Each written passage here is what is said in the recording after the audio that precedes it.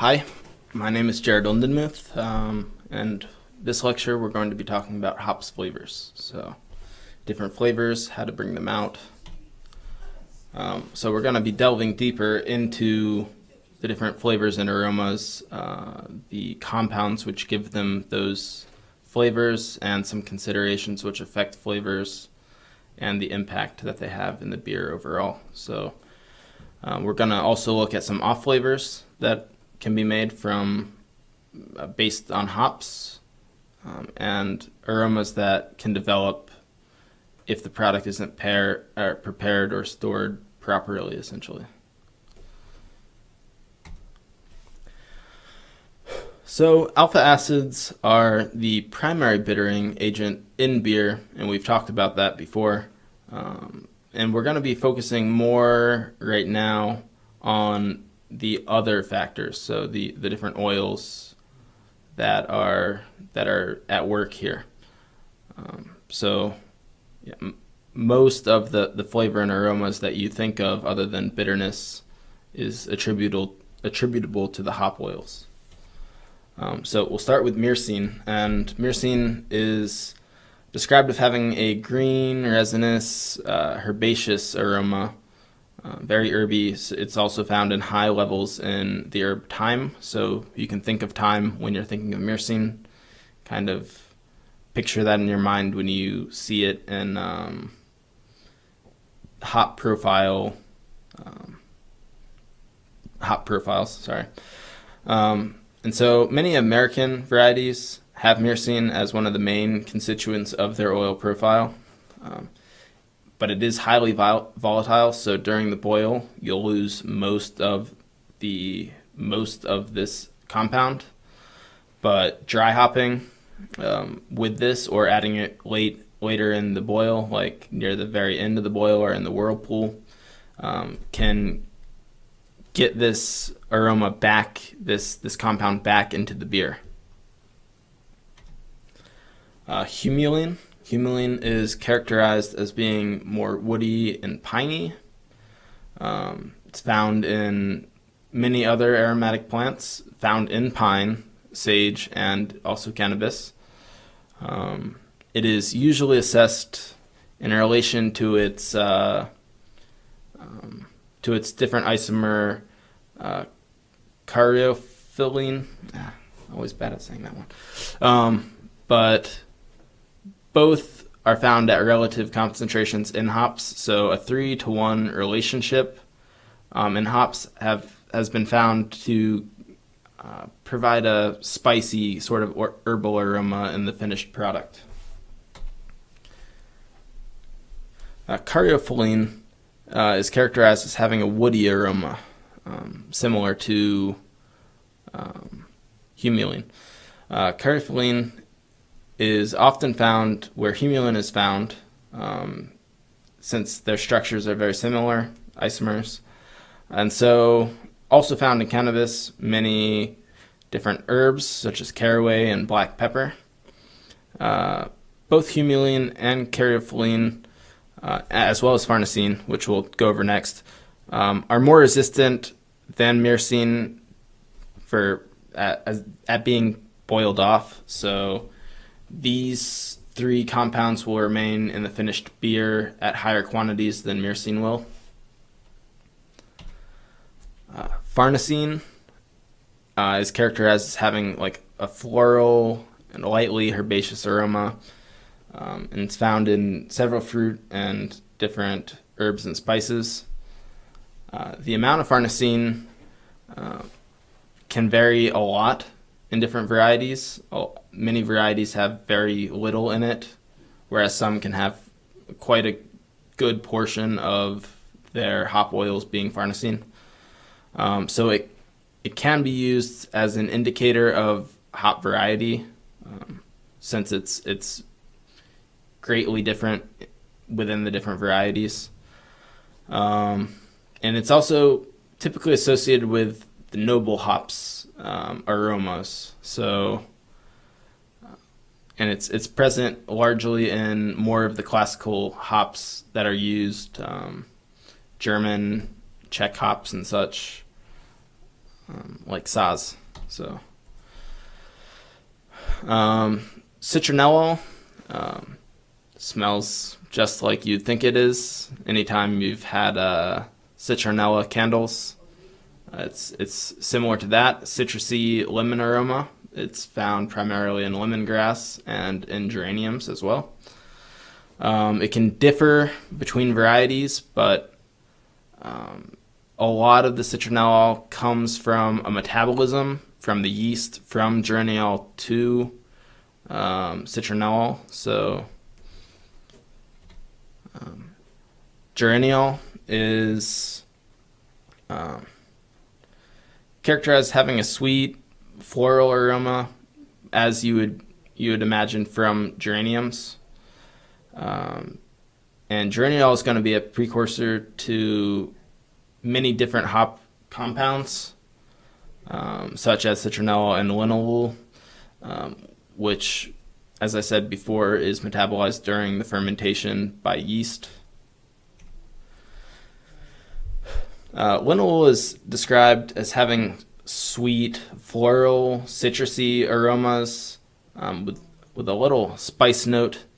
It's a major component of coriander seeds, and also found in lavender and basil. So in Belgian wheat beers and such, you'll get a lot of this from the addition of coriander seeds, but you can also find it from hops as well, and the enzymatic change of geraniol to linalool. So, but when you're thinking about how it tastes, you'll get a lot more of it in those Belgian wheat beers. So you can use that to kind of learn what that aroma is tasting like and how it's contributing to the beer. All right, so 3MH, 3MHA, and 4MMP are all compounds, and you can look at their names there: 3-mercaptohexane, 1-all, and so on. These all have the aroma of blackcurrants, and the top two have a grapefruit aroma as well, kind of mixed in there. So fruity aromas. And these compounds aren't really found in European varieties. They're not found there, but they're found in a lot of the New World hops. So a lot of the American hops and New Zealand hops and such like that will have these compounds in them. There's different esters in the hops as well, and these are all going to contribute to fruity aromas and tastes in the beer. Esters have fruity aromas. There's methyl, ethyl, butyl, propyl, butanate, different, I think it's written in the book as ethyl 2-methyl butyrate, but there's different size esters, butyrates, and so on, that will give different fruity aromas. Some will have sort of an apple aroma or pineapple. Some will have stone fruit aromas like apricots, and so on.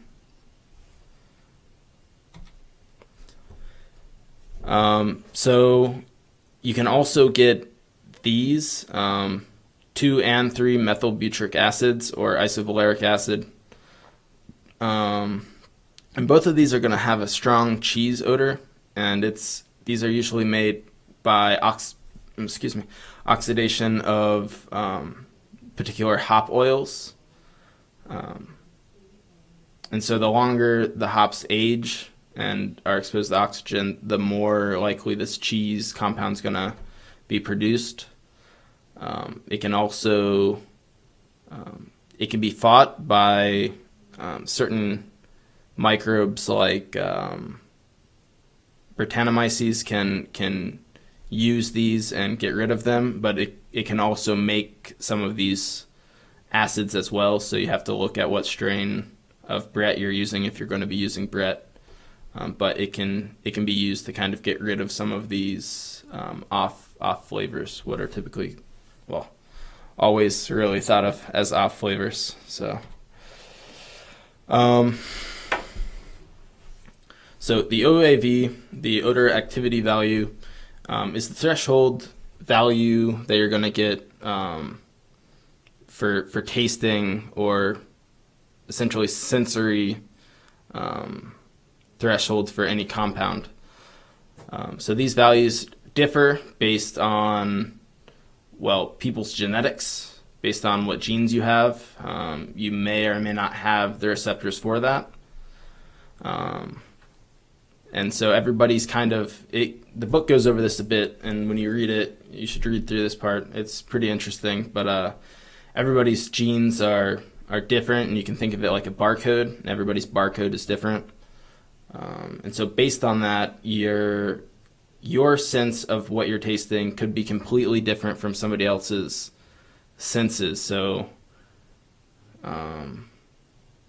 if you could think this beer tastes great, but you could be missing a certain flaw because you're not able to taste that flaw. Or you could be tasting something good where other people aren't tasting that same good thing because the genes that you have are different and you have different receptors. So yeah, somebody else could taste something pretty different than what you're tasting.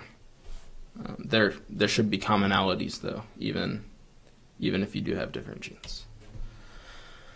But with this thought of the your threshold values, there's also some synergy that can happen between some of these compounds, and some compounds with other compounds can increase the or decrease the threshold required to elicit that particular sensation, that particular sensory smell or flavor.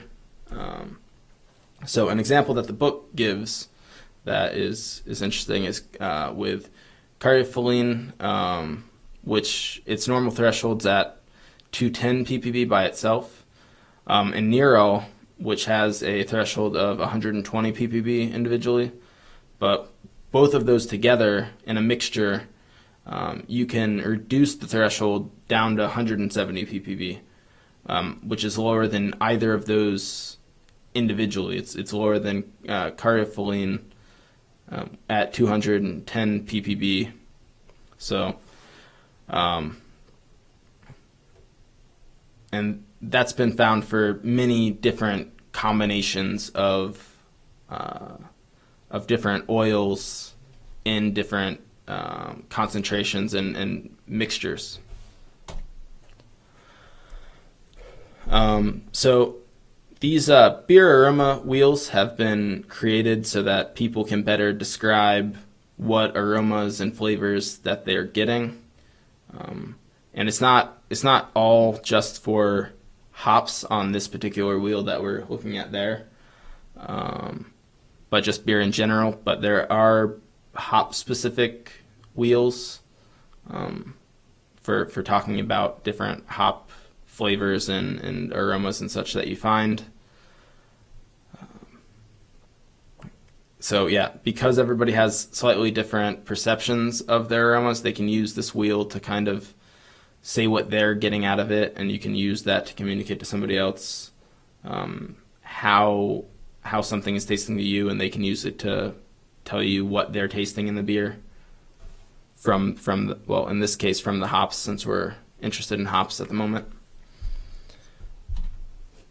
So yeah, we'll look at this again. So we're going to talk about it more now.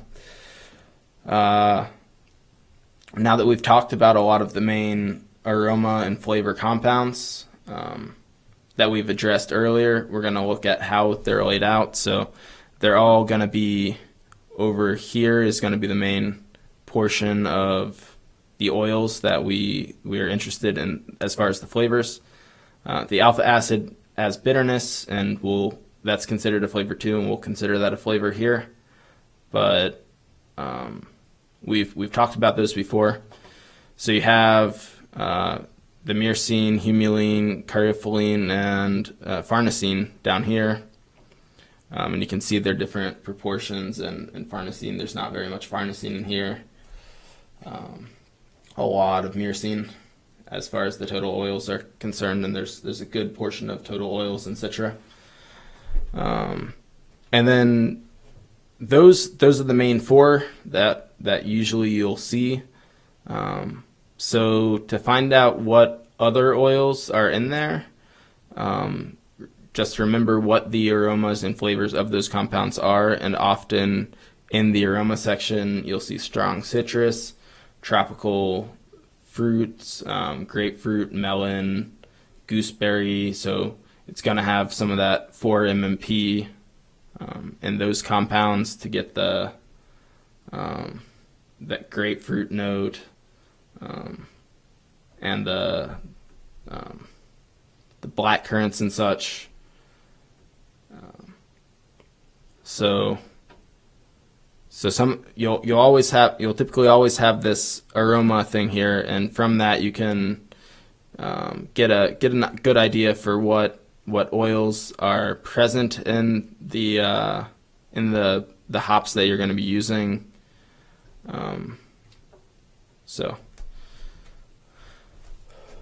So another thing that we can do is so some flavor compounds are locked inside of the hops. They're locked attached to glycosides. So carbohydrate compounds are attached to certain flavor compounds, and we associate this using hops in the mash can pull out those compounds or with the glycosides and pass on this kettle hop flavor. This dang it. Sorry about that. Can pass on these aromatic compounds that would normally be boiled off, like myrcene would normally be boiled off, and some other small aromatic compounds that are easily vaporized during the boiling process. You can get those back, and these compounds, the carbohydrates will be rendered in some cases by the yeast, and it's different depending on what yeast it is, but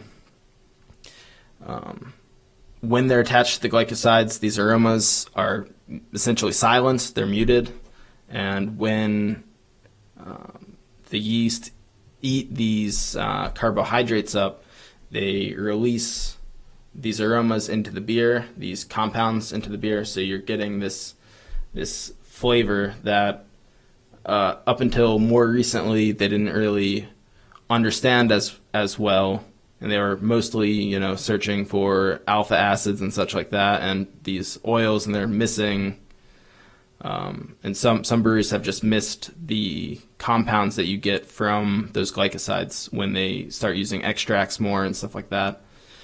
You don't get this as much. So the hops, it's dependent on which hops you're using and what type of yeast you're using, as far as what glycosides are going to be rendered, away from these aroma compounds that we want. So different, just like we have that barcode of taste, they have that barcode of what enzymes they have and how they're gonna be able to cleave these different compounds. So some of the flavor compounds we've talked about, such as linalool and geraniol, can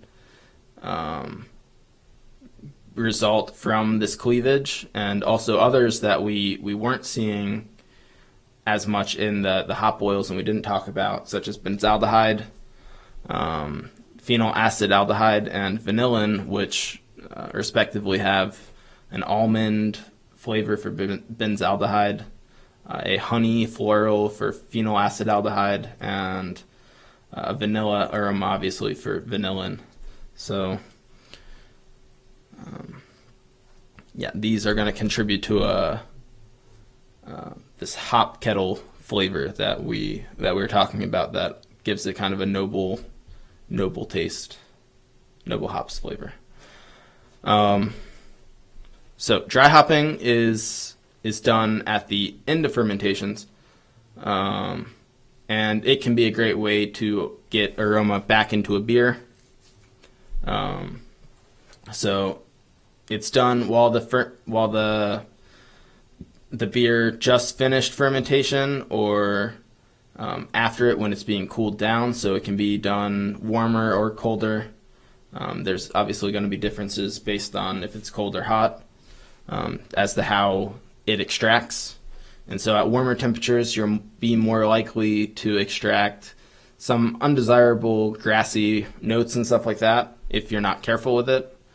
But we'll talk about why you might go with that, or why you would do it when it's cold. So during the boil, a lot of the volatile compounds are going to be lost. So dry hopping is a way that you can get those compounds, some of those oils, especially like myrcene, back into the beer, since it's a lower molecular weight, easier to volatilize compound. And some of the other ones, some of the fruity stuff that might go away if you put it in earlier in the boil, you might put in at the end. Citra, get some citrus notes back into it. Simcoe, other popular dry hopping varieties to get these fruity or just aromatic flavors into the beer. Yeah. So another couple things we'll talk about is some of the impacts, some of the flavors that can come from bad storage of beer, or of hops, or of beer. So hop oxidization, hop oil oxidization. So the beer can undergo some changes over time because of oxidization of the different compounds in the hops. Second.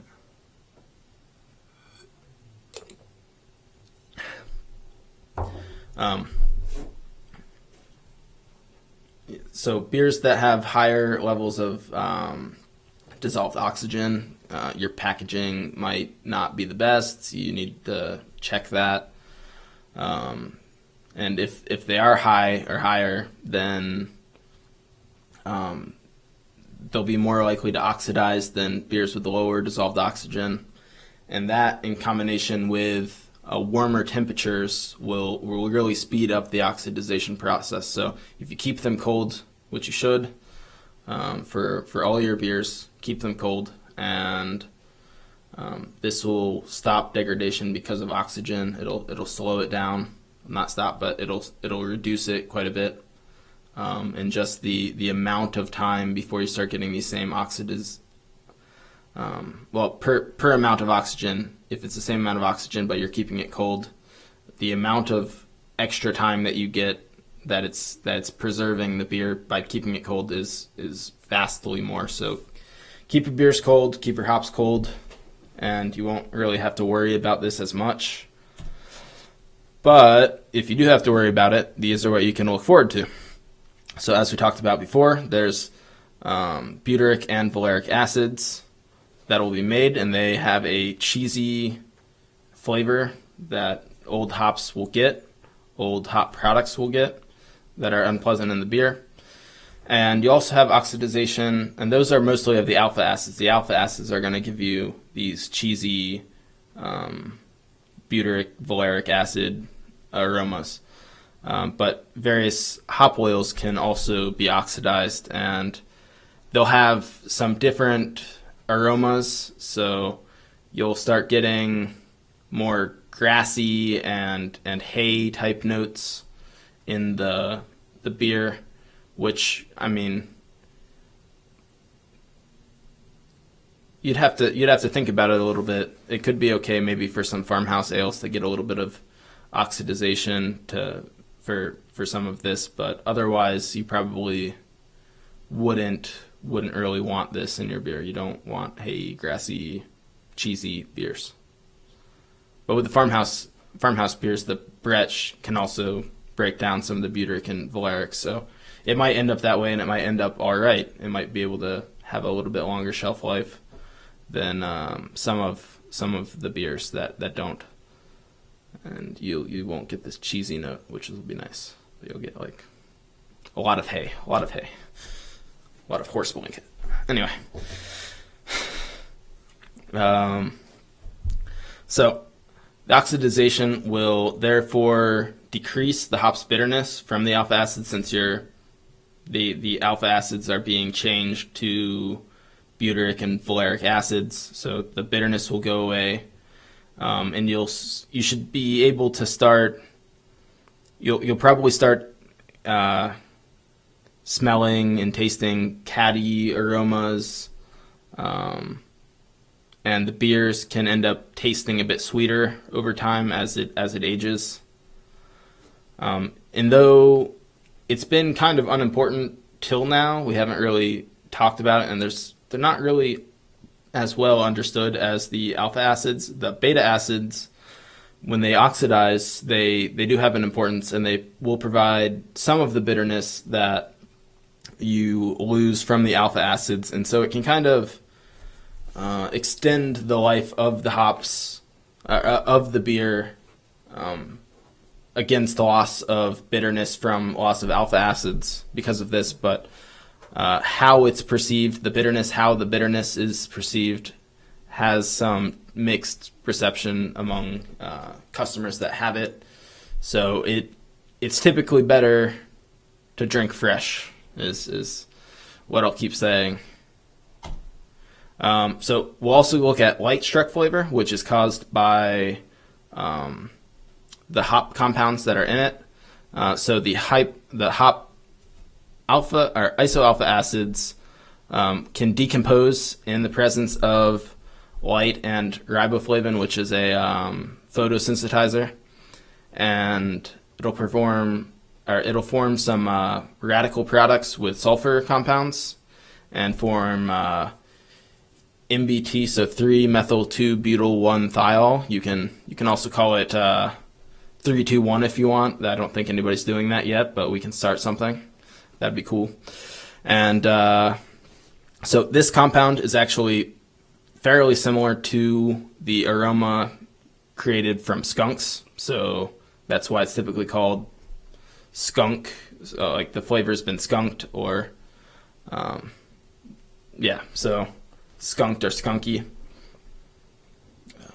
So when you see the beer, you should drink it. You see that beer in the picture there. In a few minutes, it'll be ruined. So you should drink up. So lastly here, just going over again how to preserve the aroma and flavor. Keep oxygen out of it after aeration of the wort for the yeast metabolism. Prevent further oxygen from getting in there. You really don't want it in there. It can cause some other just off aromas from not just the hops, but from the yeast causing things with its metabolism and the wort being oxidized. So check your canned and bottled products for oxygen with a DO meter if possible. Go out and send out some of your beer to get tested if you need to, but you should keep up with it so that your beer is good out in the market. So you can also insist on keeping your beer kept cold.